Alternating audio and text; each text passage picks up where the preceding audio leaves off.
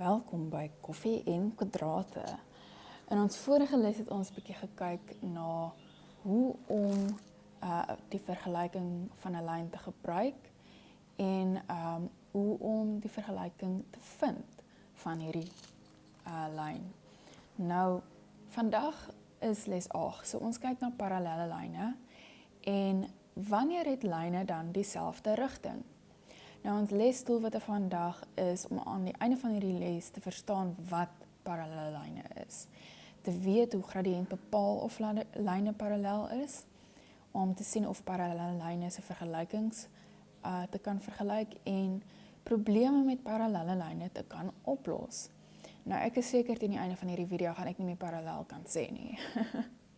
Nou ja, wat beteken parallel? Twee lyne is parallel wanneer hulle dieselfde rigting het, nooit sny nie en altyd dieselfde afstand van mekaar af bly. Nou kom ek kyk of ek met my goedjies vir jou 'n parallelle lyn kan teken. Daar sy en nog enetjie. Alright, kom ons beweeg hom net op as hy. Daar. Alright, so my iPad laat my daarom toe om vir julle te wys wat dit is. Nou sê nou maar jy sien twee lyne en hulle het hierdie twee pyltjie-goedjies. As jy dit sien, dan weet jy dat jou situasie het te doen met parallelle lyne. OK. So, jy mag ook vir my vra, wat is voorbeelde uit die werklike lewe? Nou dink aan spoorlyne.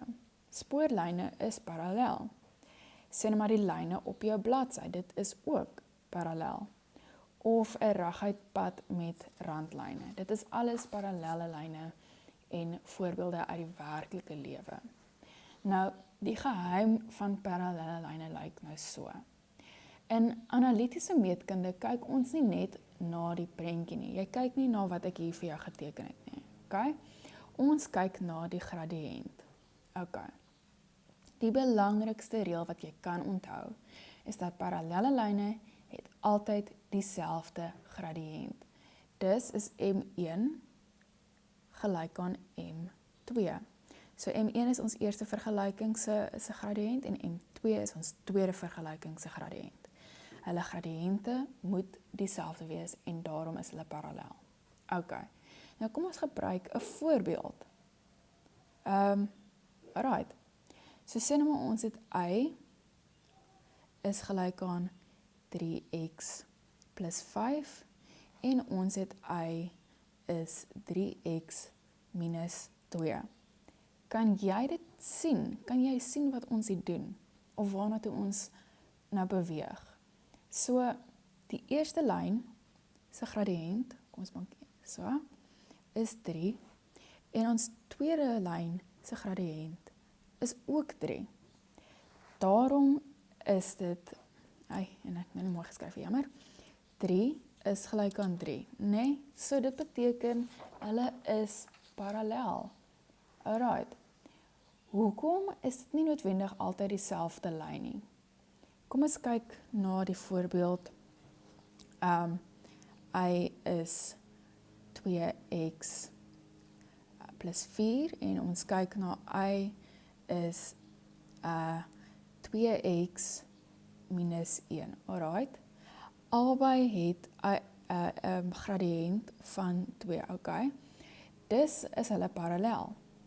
Maar die eerste, nee, sny die y-as by 4 en die tweede sny die y-as by minus 1. So daarom is hulle verskillende lyne. OK, as jy gaan teken, dan sal jy sien is verskillende lyne, maar hulle is parallel want hulle het 'n 2 en 'n 2 as gradiënt. Nou, jy mag vir my vra, wanneer is lyne nie parallel nie? Byvoorbeeld, as ons het, y is gelyk aan 4x plus 2 en y is gelyk aan 2x plus 5. Nou, kom ons kyk na die gradiënte. Hierso is die gradiënt 4 en hierso is die gradiënt 2. Alright, so 4, nee, is nie gelyk aan 2. Dis is hulle nie parallel nie. So, kom ons vind 'n onbekende waarde sodat lyne parallel is, want hierdie tipe vraag kom gereeld in toetse voor.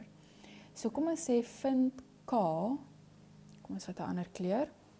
Sê maar jy het y is gelyk aan 5x plus 3 en jy het y is kx minus 7. Okay. So kom ons vind vir K. Parallelle lyne het ons nou dieselfde gradiënt. So in hierdie geval is m gelyk aan 5. En hierso is m gelyk aan k. Okay? So as die lyne parallel is, dan moet die gradiënt dieselfde wees. Daarom is k gelyk aan 5. As jy nog 'n beginner is met analitiese meetkunde, sal hierdie tipe van vraag opduig. Maar nie noodwendig in die latere grade nie. Maar jy moet dit daarom weet, jy moet die teorie en die kennis hê. Nou, kom ons kyk na parallelle lyne deur 'n punt. Byvoorbeeld, jy het die vergelyking van 'n lyn wat parallel is aan y is gelyk aan 4x plus 2 en hy gaan deur die punt 3 en 7. Okay. Nou, die eerste ding wat ons doen is ons moet die gradiënt kry. So ons weet hierso is die gradiënt gelyk aan 4. Okay? So die parallelle lyn wat ons nou wil uitwerk moet ook 4 wees. Okay? Nou gebruik ons die formule wat ons so goed ken teen die tyd. Y is mx plus c en ons stel dit in. Ons sê y is 4x plus c. Daar is nie baie mooi nie. Alright. Nou die derde stap is ons gebruik die punt 3 en 7. En ons stel hom in. So ons het 7 is gelyk aan 4 en ons stel 3 in plus c. Okay, nou los ons dit net eenvoudig op. Dit beteken dit is 7 is gelyk aan 12 plus c en as jy nou vir c op sy eie kry, dan sien jy 7 minus 12 is minus 5. Alright, en jou antwoord is eenvoudig y is gelyk aan 4x minus 5. So, hierdie y is 4x minus 5 is parallel aan wat ons gesê het met wees aan y is 4x plus 2. Alright, so ons het dit nou gedoen. Kom ons kyk gou 'n bietjie na algemene foute. Fout nommer 1 sou ek sê is, ons dink parallelle lyne het dieselfde c. Nou, c is mos jou y-afsnit. Maar dit is nie noodwendig so nie. Byvoorbeeld, jy mag dalk hê, y is 2x plus 3, verskoon tog, en y is 2x min 8. Hulle is parallel aan mekaar, want hulle hulle gradiënt is dieselfde, maar hulle c-waarde is 3 en minus 8, en dit is nie dieselfde nie. Maar hulle is parallel, want hulle dieselfde gradiënt. Ok, fout nommer 2 is, sê nou maar jy kry 'n prentjie, soos die prentjie wat ek nou hierbo geteken het. Jy kyk dalk net na hierdie prent, né? Maar 'n prent kan jou mislei. So gebruik altyd M1 is gelyk aan M2 om jou gradiënte bymekaar te bring en te sien dat hulle dieselfde is. Die fout wat ek ook partykeer raak sien is wanneer mense verwar hulle parallelle lyne met loodregte lyne. Nou, hoekom sê ek dit? 'n parallelle lyn is wanneer jy het M1 is gelyk aan M2. En 'n loodregte lyn is wanneer M1 maal M2 gelyk is aan minus 1. Dan is dit loodreg. Okay? Ons gaan heel waarskynlik nog by loodregte lyne uitkom in hierdie reeks. Maar dit is baie belangrik. Ek neem aan dit gaan in die volgende les wees. Nou, ek kan vir julle 'n paar oefeningkies gee wat julle in die chat vir my kan doen en sê of julle dit verstaan.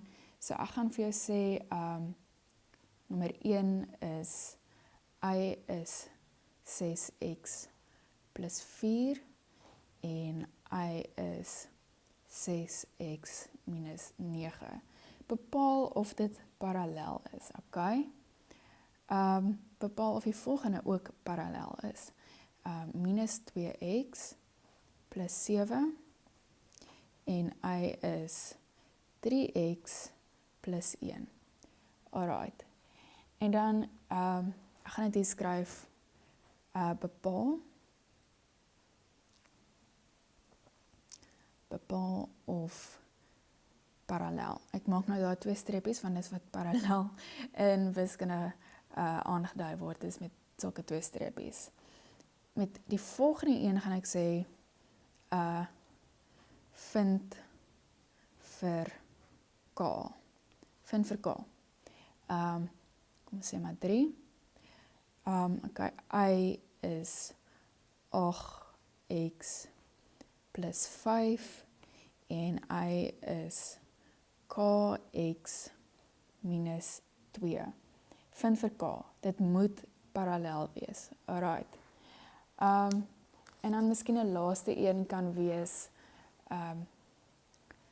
vind die vergelyking. Okay. Vind die vergelyking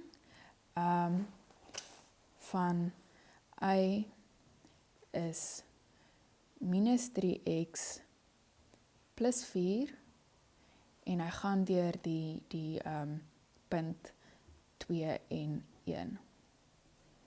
Okay. So, dis al wat ek het vir julle. Kom ons doen net 'n vinnige opsomming van wat ons vandag geleer het. Okay, so ons het geleer, parallelle lyne het dieselfde rigting. Hulle lyne het dieselfde gradiënt, so M1 moet gelyk wees aan M2. Die y-afsnit kan verskil, dis nie noodwendig dat hulle dieselfde gaan wees nie. So om 'n parallelle lyn te vind, gebruik ons dieselfde gradiënt en vind die nuwe y-afsnit of die nuwe c-waarde. En die belangrikste idee waarmee ek julle nou kan los is, gradiënt bepaal die rigting van 'n lyn. Dieselfde gradiënt beteken dieselfde rigting. Ek sien julle in les 9.